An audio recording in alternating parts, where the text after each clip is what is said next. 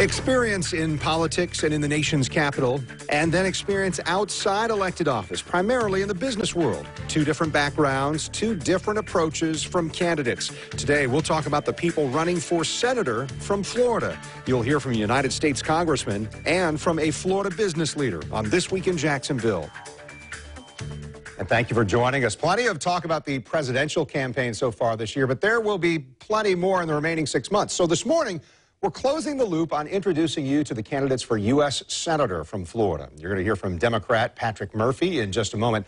Right now, we're joined by Republican Carlos Baruf. And I'll point out, you're not running against Murphy right now. Not yet. Not yet, he says. There's a primary battle that you're locked in against at least 4 other Republicans. So, never before in politics, why are you running now? Well, I think we've gotten tired of the status quo in Washington. At least I have. And I figured if I did it myself, I wouldn't let myself down. It's that simple. There are some prerequisites some people have in mind. These are not the things that you come with. You come with a little bit different background. And I was going to ask you, hey, are you kind of the Donald Trump of the state race? Because you said things like, hey, I'm not the establishment. I'm not a politician. Why is that important for voters to know? Well, because if we keep doing the same thing over and over again, expecting a different result, it's the definition of insanity. And that's what we've been doing in Washington. I have built a business. I started public service when I was 50. And my whole idea was, is government truly as wasteful as I think it is from the outside? And what I found inside of government is really disappointing.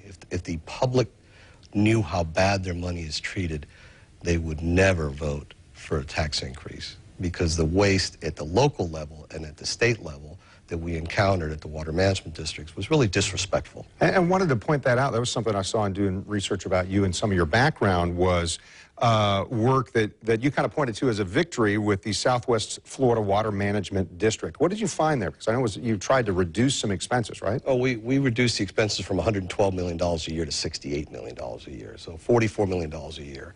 And that was because no one had paid attention to the money we were collecting as the ad valorem tax base went up. We also cut taxes by 40%, the millage rate in the last 5 years. So I took my experience in building a business and running a budget, and I took it into the public sector and found that it could be pretty effective. So maybe expand on some of that business background. I read that you were in developing properties. I'm a home builder in the Sarasota-Bradenton area. I've been there 36 years. I'm the proud father of 2, expecting a 3rd in June. So that's really what drives me at this point in my life. I've lived my version of the American dream, and I would like others to be able to do that. And the way this country's headed, it won't happen. So how do you make a change? A lot of times, and I'm sure you've seen this, a lot of times if somebody says, well, I'm going to go to the U.S. House and then make a transition because it's harder to be in the Senate, you're not worried about that? No, I wasn't worried when I got into the Water Management District and didn't know anything about it. When you start, 2 + 2 is 4. I don't care who does the math. Arithmetic, somebody said, speaks for itself. And unfortunately, the people in Washington aren't paying attention. They're too busy looking for the 30-second soundbite to create an emotional response instead of rolling up their sleeves and getting the job done. And if you keep sending career politicians there, you're going to get the same thing. I have no intention of being career politicians. I will serve, if I'm fortunate enough, 2 terms, and then I will leave. And it'll be over. Well, along that line, you made me think of this. We should show part of your campaign video that we've seen a bit of. And you're not looking necessarily at the teleprompter. And it seems kind of off the cuff. I had read that you said, teleprompter didn't really work for me. I wanted to be kind of off the cuff. Did you come up with a 30-second soundbite here? Pretty much. The fact of the matter is I don't do scripting well. It's not me. And if I can't be myself, then I don't really care. I mean, people are going to like me or they're not going to like me, and that's what it's about, because all the money in the world's not going to get you elected if people don't think you're the right guy to do the job.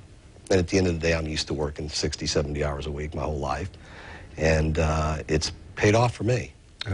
One of the things that has come up is that some of the other folks raising a lot of money, and this candidate we're going to talk to in the next segment raised a bunch just to get to Congress. So for a Senate race, is it about how much money you can raise? I've seen some of the other folks who are in this Republican primary have raised a lot. Not so much for you, but I understand that you're not necessarily wanting to be beholden to other people who are sending money your way. I'm fortunate. Not everybody can do what I'm capable of doing, so I'm fortunate that I can self-fund a good portion of this race. So I worry more about delivering my message and meeting people. I've been to 45 counties in 2 months, and I'll be at 67 by the end of the month. So we're putting a lot of miles out there and meeting a lot of people, looking them in the eye and telling them what we want to do. And the fact of the matter is you can fix the budget in Washington, but you have to know what you're doing. And unfortunately, the talent pool that's out there doesn't know how. Well, so specific to Northeast Florida, the 2 U.S. senators representing us in our state right now have a little bit of a Jacksonville connection. You can point to family who live here or that sort of thing. What would you tell Capitol Hill about the most important needs for Northeast Florida? Well, one of the things the federal government needs to pull back, Obamacare has been dramatically negative impact on small businesses.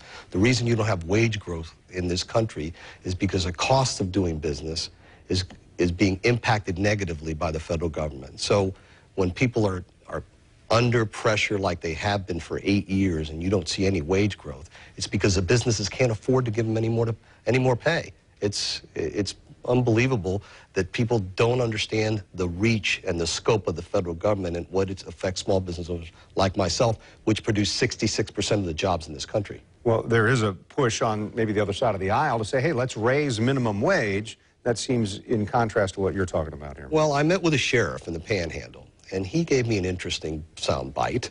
He said, you know, the minimum wage goes to $15. I have officers that make $34,000 a year, and they get a car and a cell phone. And essentially, they're going to be making the same amount of money as somebody working their first job at McDonald's.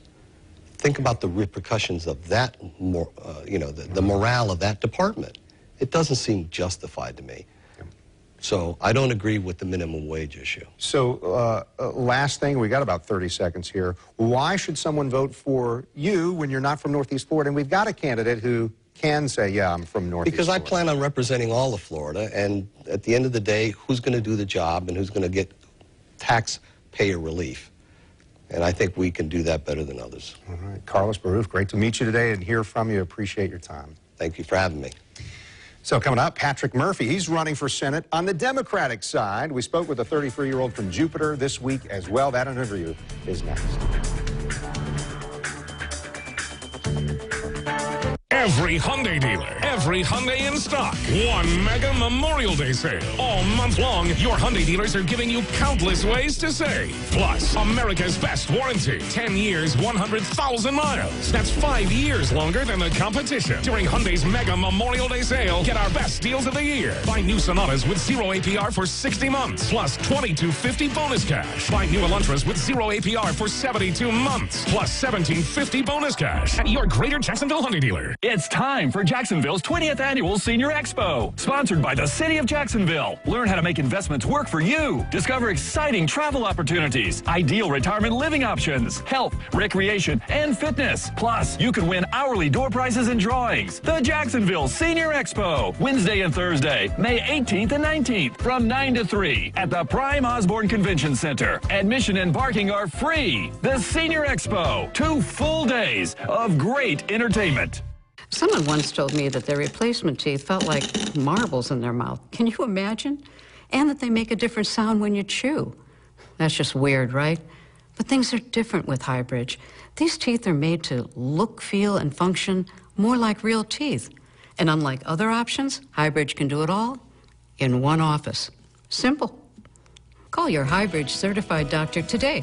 They'll answer all your questions. Highbridge, the simple way to a lasting smile. We wanted to prove the value of Nissan's Intelligent Safety Shield technologies. Hey, you want to go for a ride? So we enlisted some everyday experts. I'm a firefighter. I'm a nurse. With rear cross traffic alert.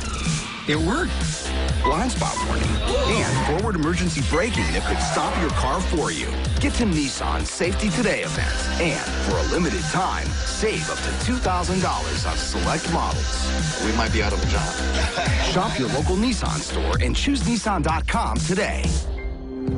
This is Pastor R.J. Washington of the Titus Harvest Dome. Join us on Channel 4 every Sunday morning at 9:30 a.m. We're going to have a God time. Yes. IHOP's new bakery favorites.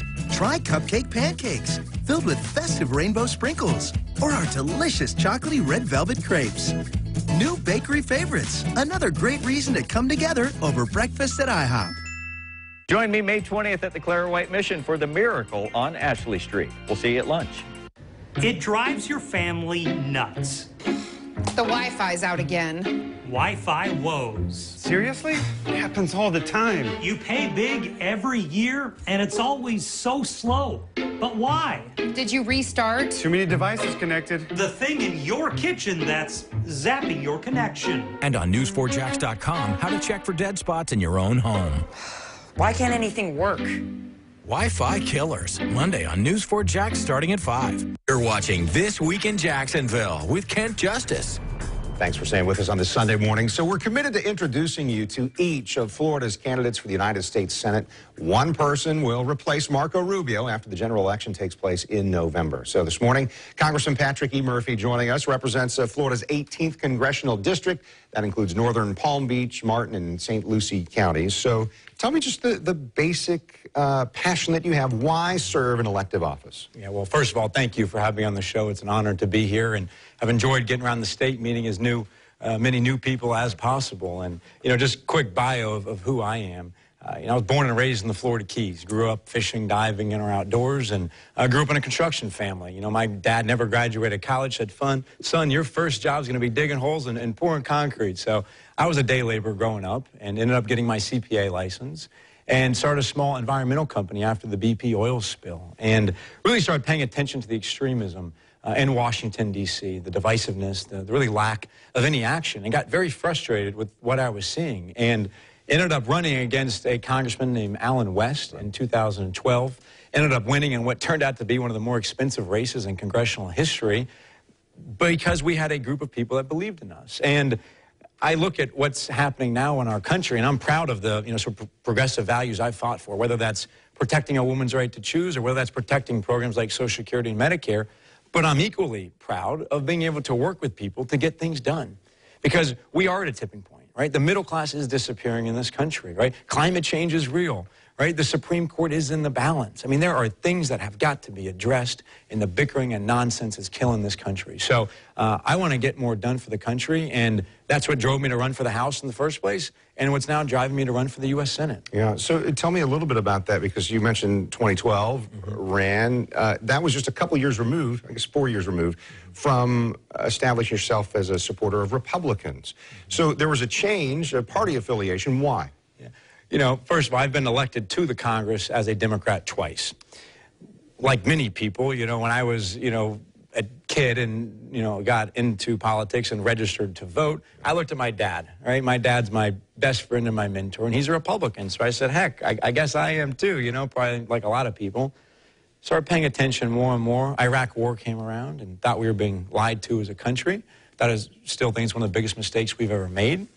Started paying attention more and more. Then the Tea Party comes around and said, not only am I going to change parties, I'm going to do something about this. And that's when I got involved. But, the truth is I've never changed who I am. Always consider myself fiscally more responsible, socially progressive. And, my values are the same. I've always supported a woman's right to choose, always supported marriage equality and comprehensive immigration reform and programs like Social Security and Medicare. So I am who I am, proud of my voting record in the Congress, and hopeful going to be able to make a big difference for the state of Florida and the U.S. Senate. So you talked about trying to work across party lines and get things done. Can you be a moderate Democrat and succeed in this political climate? Because you mentioned it, so many extremes on both sides of the aisle.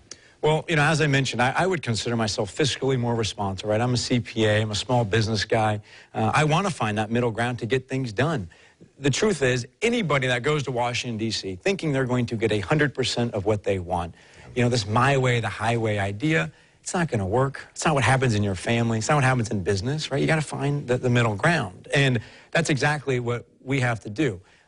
There are certain things that I'm very passionate about that I don't plan on compromising on, right? Some of the issues I just laid out, like choice and equality, immigration, et cetera. But there's a lot of big issues in our country right now, right? I mean, you talk about the middle class that's disappearing, the income inequality, and you start looking at some of the numbers out there. We're getting to a point almost that rivals 1929. you know, and we know what happened then. We've got to make sure we are rebuilding that middle class, investing in education, investing in infrastructure, raising the minimum wage, you know, ensuring programs like Social Security and Medicare are going to be there for future generations. Congressman, you're touching on some of them, but you've got a document here in front of you, and I've read it online, you can too, but you've got this, the Murphy Roadmap about expanding opportunity for Florida's families. What are the key points there? Yes, well, we've got this, this roadmap here, and it's one of the first policy rollouts we've had. And it lays out some of the priorities I think are necessary. Number one, making sure we have a more fair economy, right? Raising the minimum wage. To me, if you're willing to work full-time, a full 40 hours a week, you shouldn't be living in poverty, right? That's unacceptable in this country. Making sure that there's equal pay for equal work, right? At the same time, understanding we need tax reform in this country. And I'll bore you and the viewers to death with this one being a CPA, but it's unacceptable where, you know, what's happened to our tax code because it's uncompetitive.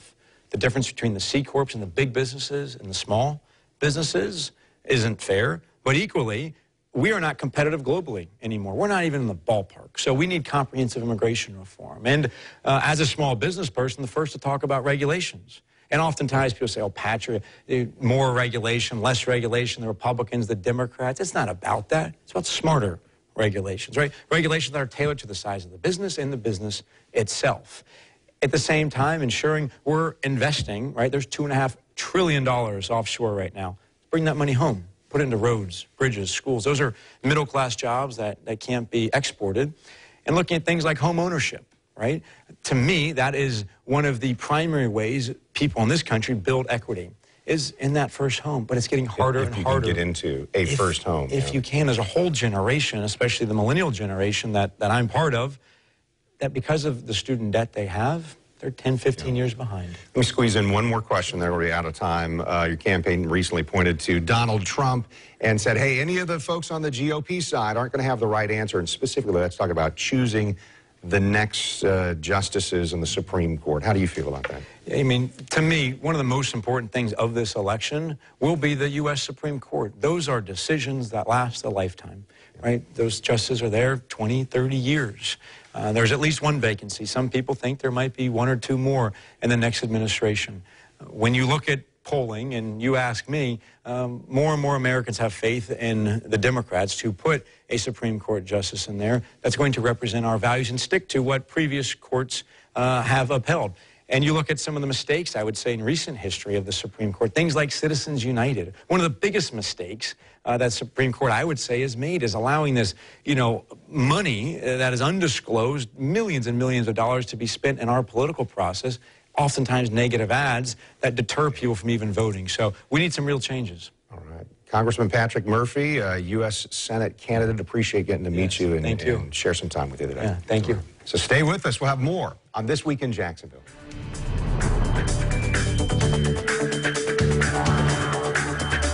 That's about an hour till I'm home. You're going to be late for work today.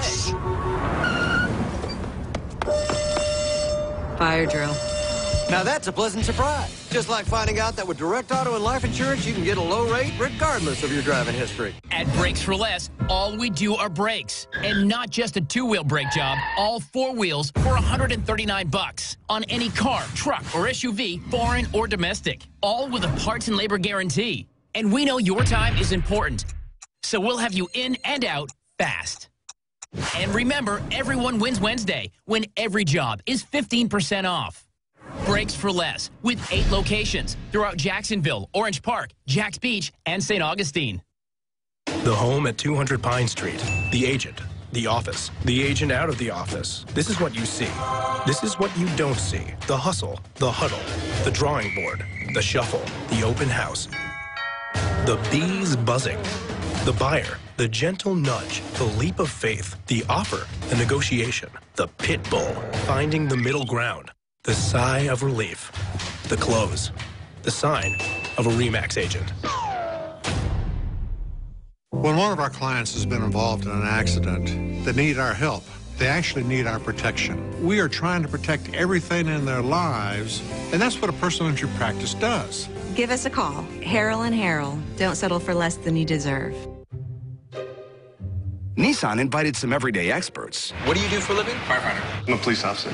I'm an EMT, actually. To talk about how some everyday features could help protect you in a collision.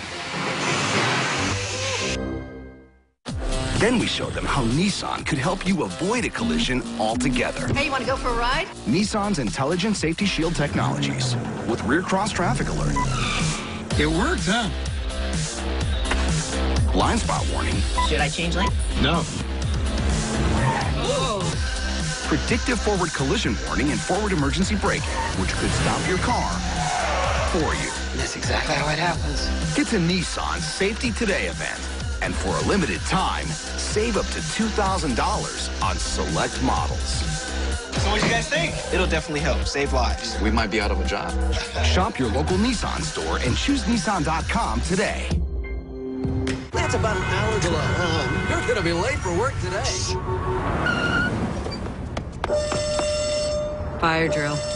Now that's a pleasant surprise. Just like finding out that with Direct Auto and Life Insurance, you can get a low rate regardless of your driving history. Our Food Truth series checks out shrimp. This is actually what happens to most of the shrimp that we eat. It's grown in these big vats. We have your shopper's guide to pick the safest and healthiest shrimp. All New Oz. Monday at 4 on Channel 4. Monday, a special event to discuss mental health. This is part of the Mental Health Awareness Initiative with a partnership of the NAACP Jacksonville and the Jacksonville Sheriff's Office. So joining us now is Isaiah Rumlin, president of the local NAACP chapter, and Tammy Morris, chief of the jails for the Jacksonville Sheriff's Office. So May Mental Health Awareness Month. I guess I want to know what's the reason for each of you on why you and your organizations want to further that discussion. Well, Ken, I think it's important here to think about the community awareness. You want people who have family members in crisis to be able to reach out to other resources besides just dialing 911 and asking for a police response. Yeah. What about you and NAACP? What brought us to this point is back in December, I think there was two brothers. One killed the other brother. Later on, we found out that there was a mental illness situation. 3 or 4 weeks after that, JSO accidentally shot a 14-year-old kid who was holding what appeared to be a gun, but it wasn't a gun. It was a little rabbit gun or some type of play gun that looked like it was a real gun. Found out that that was a mental illness case. So a couple of tragedies there. Yes, yes. So I called the sheriff, and we started this debate. And we both agreed that something needed to be done about this issue. So over the last 5 months, we have been meeting on a regular basis, and now we are to this point to make the community, or better inform the community, of the relationship that we are trying to build with the sheriff's office and the community in making mental health a reality, because mental health is real in this community. Sure, and I think people probably, like you point out, after the fact would recognize, oh, there was a mental health issue and it caused this violence or a tragedy. What are some of the things that people need to know in advance? Because you made a great point about how many of the inmates of the jail actually have mental health issues. True. About 10% of our inmates right now are suffering with some sort of mental health issue. Now, whether that's a crisis issue or something that they're dealing with that didn't cause their criminal behavior, you know, it's not Probably harder to tell on the outside. Right, but you want those family members to know that there's advocacy groups, there's NAMI, the National Alliance on Mental Illness out there. If they reach out to those types of organizations for help in reaching those resources, getting treatment, getting their family member to that treatment before they're in crisis, that's where we really need to make the difference. Mr. Rumlow, I'm curious about what the conversations were with the sheriff or someone in the sheriff's office, and it seems like you feel like they've been productive over these 5 months. My conversation was directly with the sheriff. We have established or bond this relationship together. As a result of that, he was able to bring his staff to the table. I was able to bring the community leaders to the table, so we bond together over these last 4.5 to 5 months in trying to create a forum to address this issue of mental illness. And what we want to see happen is that before you make that 911 call the appropriate department or center to even get other organizations, help. Other right? organizations, yes, to get the necessary help prior to the intervention of law enforcement. And I think it can be done with the necessary information to the public as it relates to where they can go, what can be done, and how it can be done. Yeah, because, and Chief, everybody in a crisis knows, oh, something's going on, I can reach out to police. Right. But I think what you and I talked about a few moments ago was you're saying we want them to know there are other places to go. So what are maybe even some of the warning signs I look for, and when do I know, yeah, I should take them to, maybe even tell us what those other organizations would be to get help? Right. One thing that I think people are unaware of is a police officer responding to an emergency situation like this. They have crisis intervention training. We've done that. That's one of the best practices we can do, is train our police officers with the most available and up-to-date training we can give them. And your corrections officers corrections have that officers also same training. Yes, sir. They both get crisis intervention training. That is great. That's good. But if you have someone that you realize is deteriorating, you see that your family member is not how they used to be, that's the time to reach out for help. Not to the point to where now I'm afraid of my family member. This behavior is scary to me, and now I'm calling a police officer. Think about the things you could have done before that. The whole situation can seem scary because you don't know if that person has control, and all of life seems to kind of get out of control. So we want to give you a way that you can be involved in maybe solving this. Coming up Monday night, tomorrow night, 6 p.m. at FSCJ in the downtown campus, there's this mental health awareness initiative, and NAMI, the National Alliance of Mental Health Illness, is part of this as well. This is going to be held at the Advanced Technology Center there on the downtown campus. It's open to the public, but there is some limited seating, I understand, so get there early if you want to be there. You're going to be able to hear panelists from the community, clergy, mental health care providers, and police discussing this issue in Jacksonville and how to recognize the signs of mental illness, that is, and how to get help. We understand Sheriff Mike Williams will be part of that. You, Mr. Rumlin, going to be part of that. Yes. And then Elder Lee Harris, pastor of Mount Olive Primitive Baptist Church, some of the community participation. Appreciate your time this morning, and much success on Monday night. Thank you very much. This Week in Jacksonville airs each Sunday morning at this time. Next week, our trip to Mayo Clinic in Jacksonville and our conversation with Dr. Genrico Ferrugia, their CEO. It's going to be very interesting for you. I'm Kent Justice. Thanks for watching on air here on Channel 4 and online at newsforjax.com.